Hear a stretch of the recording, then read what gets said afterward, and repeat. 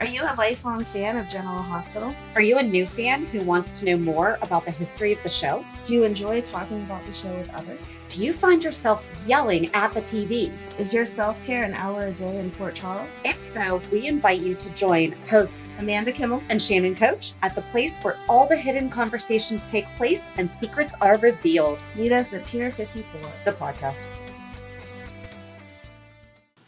Hey! Hi! Welcome to the Port Charles 411, all about Drew Cain. Like we talked about on Monday, there was quite a lot of information. There was like 30 pages? Too much. Way too much. They got into like some nitty-gritty detail here. They did. And it was great. So we used General Hospital Wiki at generalhospitalfandom.com. We kind of just separated it. So I took the first 12 pages, not 20. And I condensed it down into 2. Woo! Yay, because that's a lot. Yes. So I'm going to get started on... So we said that we're sticking to just Drew, but you have to tell the story of how he became Drew. Exactly. But I'm not getting into too much of the side story. But you'll hear. So Drew just left the show after 5 years and 10 days. Wow. It didn't feel like 5 years. No! And he was played by actor Billy Miller. And we don't have to talk about it right now, but you might not even realize that that was Drew's last day, August 21st. Yeah. Because what was that? It was so uneventful. Yeah. Well, I mean, we talked about it in the weekly Briefly. recap. Just the fact that he didn't say goodbye to half the people he should have. No. And maybe that means he'll be back, I hope. It's definitely been left open for... We'll talk about it more when we get into 2019. Okay. Go ahead. We're going to get into all the twists and turns, which can really get crazy with all the different name changes and everything like that. He was born Andrew Moore, but then was adopted and became Andrew Frank. Mm-hmm. But when we met him in 2014, he was known as Patient 5, until I'll talk about it later. So in February 2014, Victor Cassadine made Robin bring Helena and Stavros back to life because they weren't totally dead. They were just in a cryogenic lab. He then tells her that this would not only be helping them, because she wants to help Helena and Stavros, right?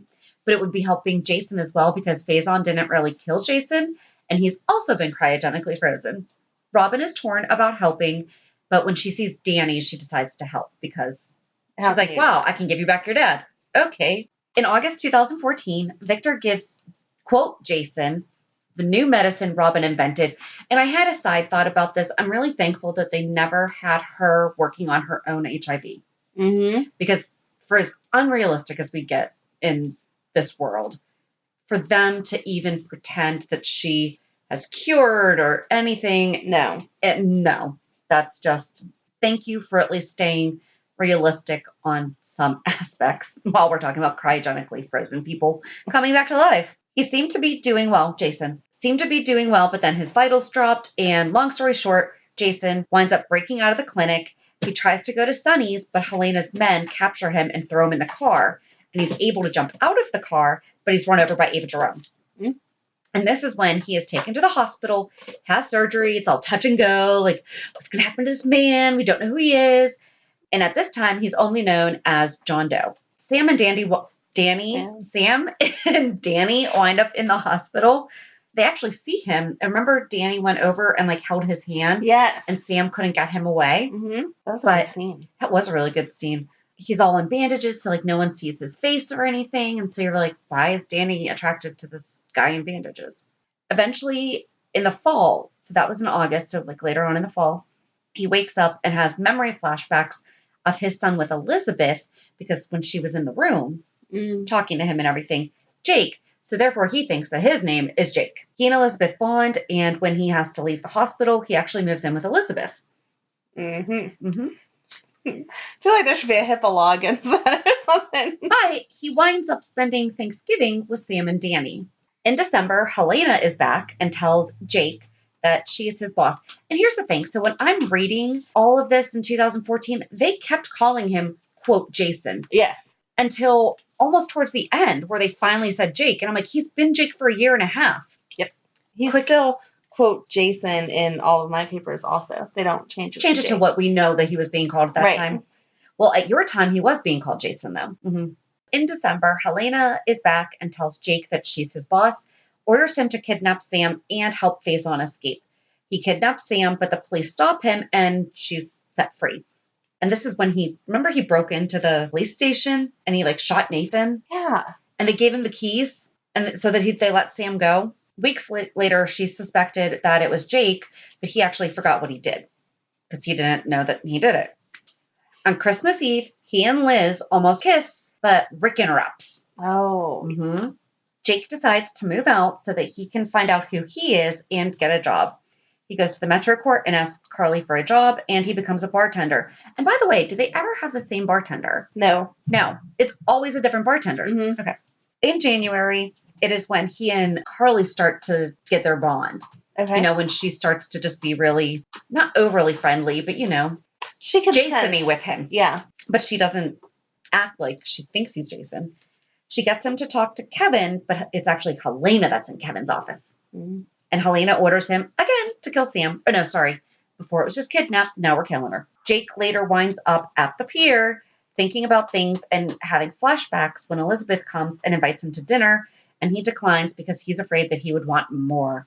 A few days later, he breaks into Sam's penthouse while she and Patrick were upstairs. Mm. And he sees the picture of his old face with Sam and starts hearing her voice in his head. And then Robin comes to him like in an illusion in his head and everything, kind of like his little Jiminy Cricket, and talks him out of killing Sam. But then Helena calls and tells him to kill both Sam and Patrick. He goes to do it, but then he gets flashbacks of his time with Sam in the bedroom and leaves. So then he winds up passing out at the docks. He goes to the hospital. Carly goes through his bag and sees the gun, ski mask, and all that stuff. And she starts to put two and two together, thinks that he might have been the one who tried to abduct Sam to let Faison go free. And Kevin tells Carly that he actually never met with Jake. Dun, dun, dun. So she's like, well, then who the heck did he meet with? So then Helena tells Jake to bomb the haunted star, and he winds up being arrested. Sam talks to him and asks why he's doing all of these things, and he tells her that Helena is making him. Elizabeth goes to see him in jail, and he apologizes, saying that he doesn't remember doing these things. And Liz believes him because Helena did that to Lucky. Mm-hmm. Then Patrick winds up finding a chip in his brain and says that he can't do surgery to remove it, but Liz convinces him to. And when he wakes up, he finds out that all the charges have been dropped, but he has to go undercover to help take down the Jerome organization. That's kind of not fair. Mm-mm. But he asks Sam to help him connect with Julian for a legit job. Isn't this when he started working at the motorcycle place or something like that? Mm-hmm. Okay. He stays with Carly after leaving the hospital. Rick and Liz broke up, so Jake went to tell her how he felt, and they kissed. And just as the doorbell rang, it was Hayden showing up to say that she is Jake's wife. That was good. That was good. That does not feel like that was 5 years ago. Mm-hmm. Hayden tells him that he's really Jacob Barnes, and Hayden has all that proof that they're married. Mm-hmm. And she tells him that they had a fight while they were camping, and he left and never came back.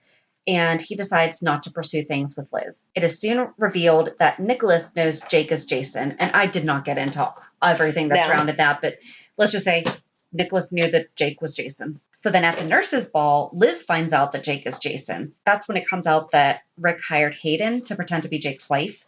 And after the ball, Jake and Liz decide to get together.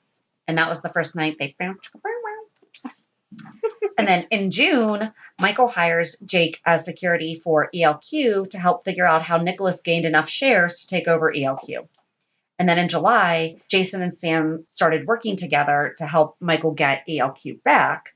And then it's also revealed that Liz's son, Jake, is said to be alive. And he had been kidnapped by Helena, too. Oh, no. I know. Jason Jake. Oh, yeah, get a little more confusing. This one, I'm just saying Jason Jake, just because I just talked about Kid Jake. Right. So adult Jake. There you go. Convinces Liz to let Kid Jake and Danny meet. In August, Jake proposes to Liz, and she says yes. He tells Carly and says that she's his best friend. Oh, I know. There's a break in the ELQ case, and Jake and Sam wind up being shot at on the docks, and Jake instinctively protects her. He winds up also helping free Sunny and TJ from being held hostage. TJ was awesome in that hostage situation. Do you remember that? I don't remember that. I didn't watch the YouTube clip, but we should. But Sunny alludes that he thinks that it's Jason because he says, I know you would come, you always do, like before he passed out. Mm-hmm. And then in November, on his way to his wedding to Liz, Carly tells Jake that he's Jason. She has the DNA test and everything. Did Brad run this test or am I fearful? I don't know.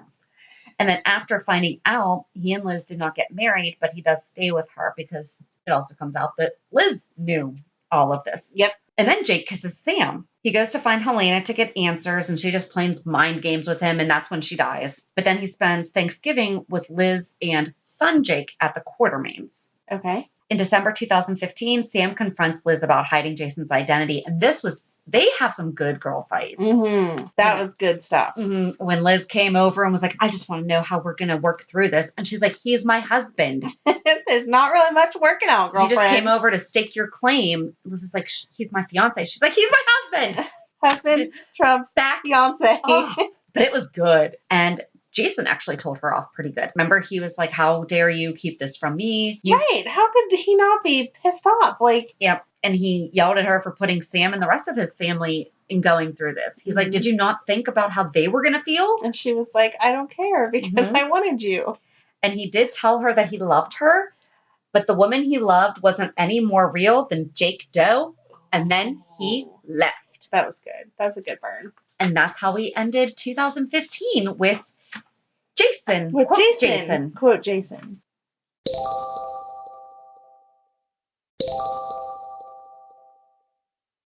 At the beginning of 2016, he's with neither Liz or Sam. Jake pretends that there's a stalker at Liz's house. So he feels like he needs to go. Do you remember that? That's right. That's when he was kind of, I thought he was possessed or something like that. But okay, yes, I know exactly what you're talking about. Right? Yes. Okay. So Jake pretends there's a stalker at their house. Jason asks for Sam's help in figuring out who the stalker would be. Sam figures out that it is Jake pretending to be a stalker. She goes to confront him and like talk it all out because he hates Sam because he's picked up on the hostility that Elizabeth has towards Sam for breaking up their family or whatever. Okay. Sam goes to talk to little Jake and talk to him, how are you feeling, blah, blah, blah. He runs away from her. She runs down into the basement to see why he's running away. That's whenever she falls down the stairs and is knocked unconscious. He runs away. She is at the bottom of the stairs all by herself, freezing her butt off, can't get up, plugs in a heater, and the house catches on fire. Yep. So the fire starts. Sam's trapped. Jason and Sam reconnect through her recovery. So it says that Jake had to go to Shriners, but it doesn't tell me what was wrong with Jake that he had to go to Shriners. But again, they give so much detail on some things and then other things like that. I'm like, but why is he at Shriners? Yep. I know he got hit by a car, but why didn't GH just take care of him? Anyway, Jason and Sam reconnect through her recovery. They get divorced so they can have a fresh start and see where things will go. At this time, he still was not involved with the Quartermain family because he didn't know where he belonged with whatever. So Tracy was in the hospital having hallucinations and thinks that Jason is Edward. Do you remember that conversation?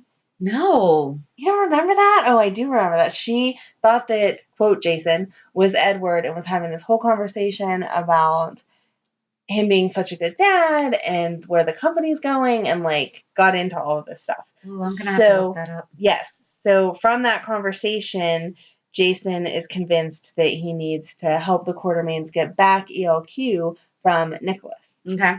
With all of that, trying to get the corporation back from Nicholas is the back and forth of Nicholas and Jason, where Jason shows up at Spoon Island and the house is a mess and it looks like someone fell through a window and Nicholas is, what they presume is Nicholas, is on the bluff. Okay. And by the time they get back downstairs, there's no body there. Yep. So they have to show everyone that he did not kill Nicholas because he wasn't even there. That's right. Uh-huh. And so as they're investigating all of that is whenever Valentine comes into play. Yep. And he takes all of them hostage. And Sam is continually sick through the whole hostage situation. So when they clear all that up and Nicholas somehow disappears in the middle of that also. But they make it back. And Sam goes to see Silas because, again, he's the only doctor that can help anyone out. It is revealed that she's pregnant with baby Scout. 2017-18. February 28th, Jason helps Sam deliver their daughter, Scout. It says deliver their daughter, Scout Cain, then known as Scout Morgan. So Sam delivers the baby. In July, she shoots Sonny and throws him in a dumpster. Do you remember that? To keep Jason away from the dangers of the mob. No. That was whenever she had like that crazy, she was sick with something. Oh, yeah. She was crazy. That's right. So she shot him, and then Yes. him and Sonny covered it up so that Carly wouldn't get mad, and then Carly found out, and she was all mad because why wouldn't you tell me that she tried to kill you? Yeah. Blah, blah, blah, blah, blah. I had forgotten that Sonny was talking about getting out of the mob and that Jason wanted to start a whole new life. August 29th, Jason and Sonny went to the mob meeting where Sonny announces his retirement and talks about the future of the business. But after Jason left to see Sam, he returns to the meeting where one of the mobsters is holding Max hostage. Sonny tackles the mobster and is pushed aside. The mobster fires and shoots at Sam, who followed Jason. Jason's able to get Sam out of the way. However, he gets shot instead and is critically wounded. In October, after fully recovering, Jason and Sam take control of Julian's media company, which they then name Aurora. And at that party is when gunmen show up again, different gunmen show up again and take Sam hostage. And someone comes crashing through the roof and saves her. And that was like a cliffhanger of not really a cliffhanger because you knew who it was. Yep. But it was supposed to be a cliffhanger of who is it that fell through the roof and saved her. So on December 1st is revealed, oh my goodness, December 1st it's revealed that it was Jason, the actual Jason that came through the ceiling, and that current Jason is actually Drew, and they are twin brothers. There you go. You and I had talked about why Drew doesn't hate Franco. Uh-huh. And in this, it refers back to going through all of the time of Franco and Drew and that Harvey guy and molesting Franco. Franco protected Drew from being molested. Yep. So I think that that's why he doesn't hate I him, remember, yeah. is that he remembered that part of it. They talked about that a little bit on his backstory because See? the reason that they were separated is because Susan Moore didn't know that she was having twins, but Right. Alan wanted the kid. And Heather Weber was like, well, they only know about one, so give us the other one. So that's how he wound up with Betsy Frank. And then here we are. I mean, it all makes perfect logical sense. Yes. But yeah, I mean, now that we like talk But he it grew through, up, but then he got sent away because Franco pushed him or something like that. right? They thought that Franco's too dangerous to be. Meanwhile, he was protecting him. Exactly. Mm-hmm. So maybe that's why they ended up being friends. I think so. Anyway, That sounds good. so there you go. But we just said that the other day. We were like, why doesn't he still hold a grudge against Franco? And as I was reading this, I thought, oh, maybe that I mean, it's hard to remember everything. True. Very true. Drew stays with Sam and they remarry in January of 2018. But then on March 23rd, Sam admits her love for both of them. And so Drew leaves her. He concentrates on helping Franco figure out what was going on with Harvey. And that's when that whole storyline comes out that we just discussed ahead of time. Oh, sorry. No, that you're good. It all went together there. I always say, why isn't Drew dating someone? But this kind of went with the past and it makes sense.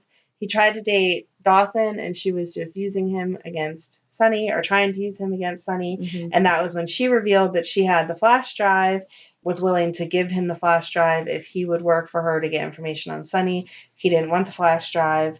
And then on September 5th, 2018 is when he learns that Oscar is sick and he vows to stay by his side. So finally on December 10th, Dawson gives him the flash drive back and Drew still refuses to use it because then he would forget all about Oscar and baby Scout. Did they only call her Dawson and not Margot? No, they called her Margot Dawson. Okay.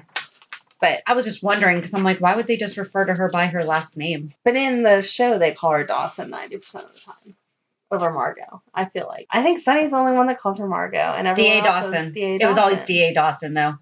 Yeah. It wasn't just Dawson. That's what I just said. But you didn't say D.A. Oh, I'm sorry. Yes, but that's what I'm saying is that it was always together. D.A. Margot Dawson. They said Margot or D.A. Dawson. You're correct. Right. Okay. Yeah. So we're both right. That's why I was confused. I'm like, why would they just say her last name? No.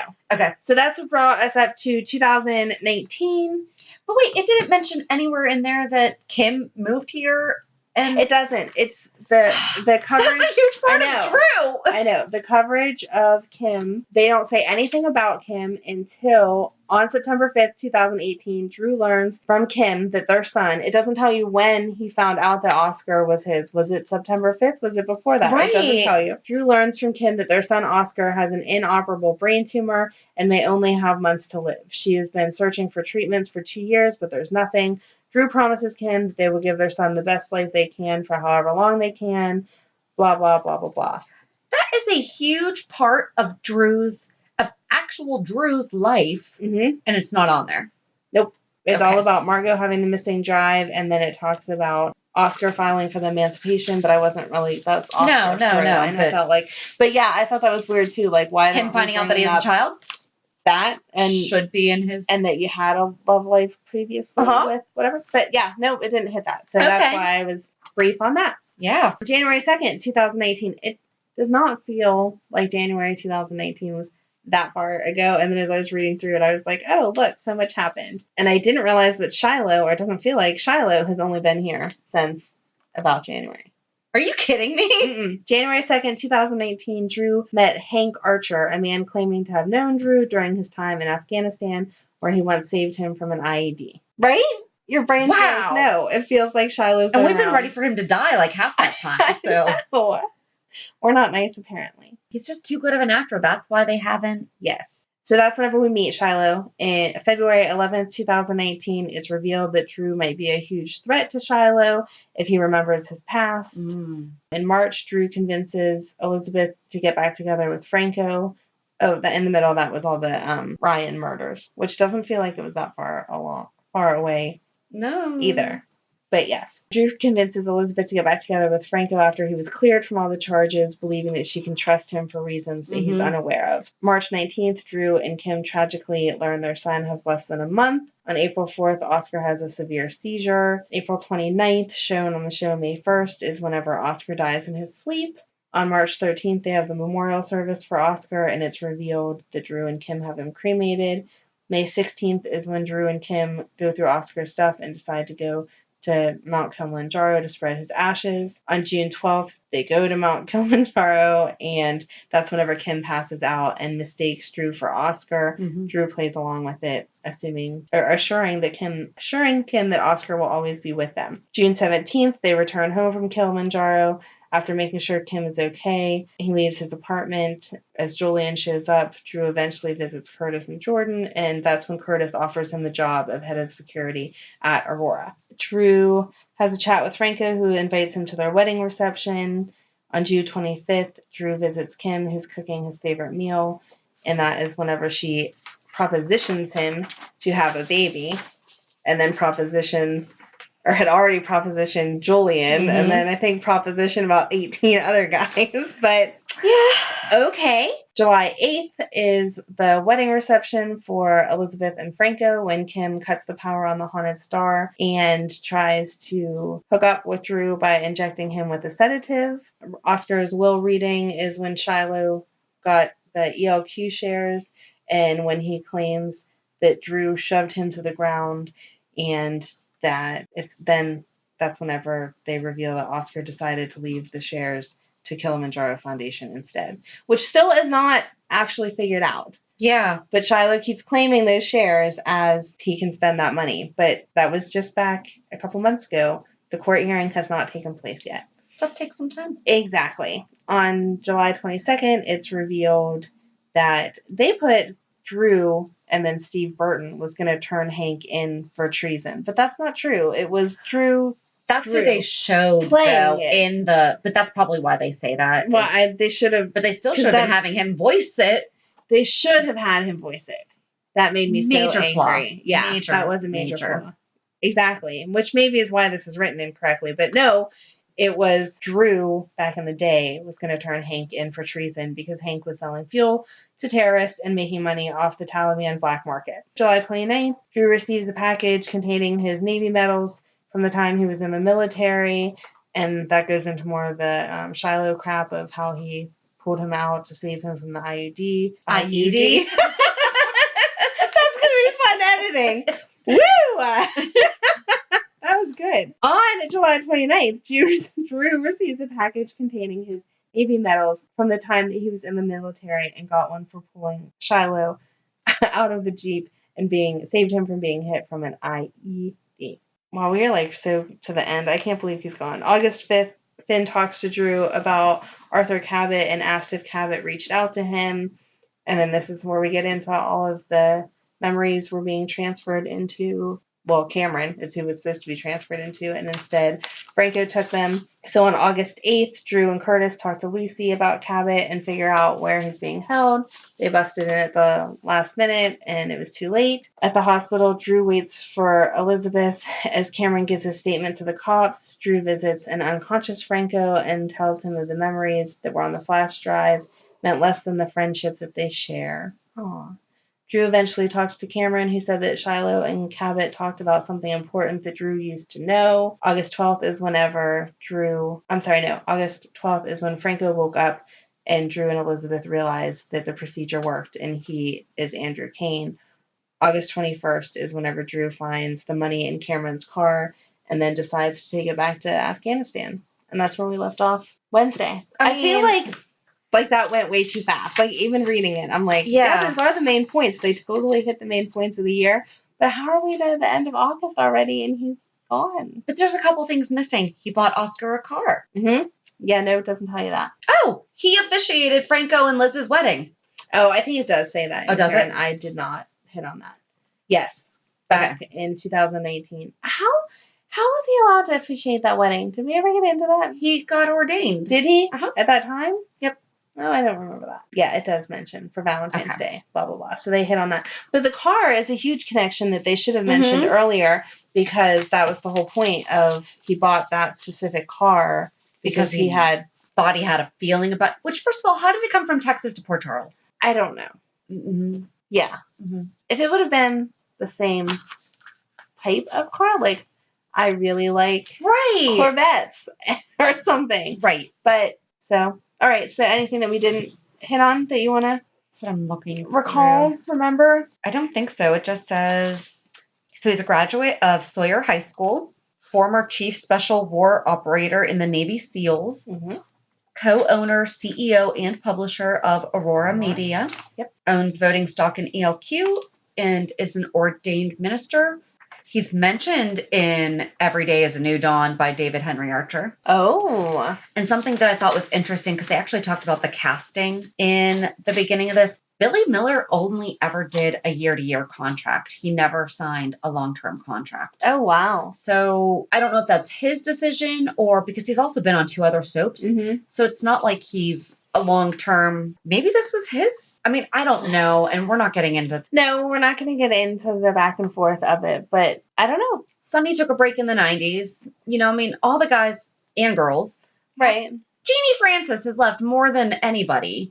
And they come back. I'm fine with him leaving. I just feel like whether it was his decision or the writer's decisions or whoever makes the decisions, that they should have planned this a little bit better, because it feels like he's just walking out. Like we talked about the other day, someone said on Instagram, Twitter, whatever, about having him reconnect with Kim, and then Kim wants to leave anyway, so he's leaving with Kim. Or something like that makes total And we don't sense. want Tamara to leave, but... No, we don't. But if she's going to leave anyway, then it makes sense that he would leave with her. Right. But for him to say, I'm going to Afghanistan, that shouldn't take 6 years or whatever. Mm-hmm. You get a flight, a couple flights, get there, and then do what you need to do and come home. He should be back within a month. It took them no time to take the ashes to St. Kilimanjaro, to Mount Kilimanjaro. It took them no time to get the ashes there. So this should be the same type of thing. Mm-hmm. So I wish that they would give him a more definite plan, and maybe the storyline will develop as time goes on, hopefully. Yeah. But at this moment right now, to think he's just leaving to return some cash, it shouldn't be a long-term absence. So we went to social media because we were struggling on Monday's episode of what do we call Franco Drew? Yes. And we were like, is it Fru or is it Dranko? And a lot of people are saying both. But then someone mentioned that they saw Frankendrew. Ah, that's cute. I like that. I do like that. And then someone else said Drewco.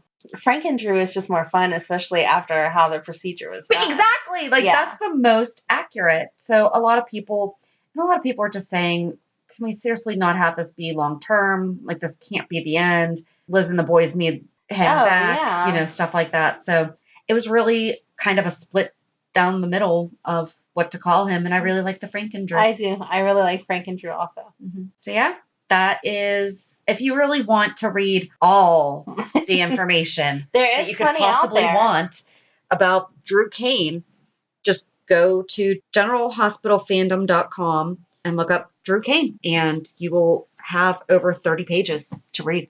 So enjoy. Yeah, they definitely went in depth there. And we will meet you back on Monday for our weekly recap. Have a good weekend. And we'll meet you at the pier. Bye. Bye. If you enjoyed today's show, we invite you to go to pier54podcast.com to subscribe on your favorite platform. Don't forget to leave us a review. And you can also follow us on many social media channels. Just search for Pier 54 Podcast. Also, we are not perfect, so if there is something that we missed or messed up, just let us know by emailing us at pier54podcast@gmail.com.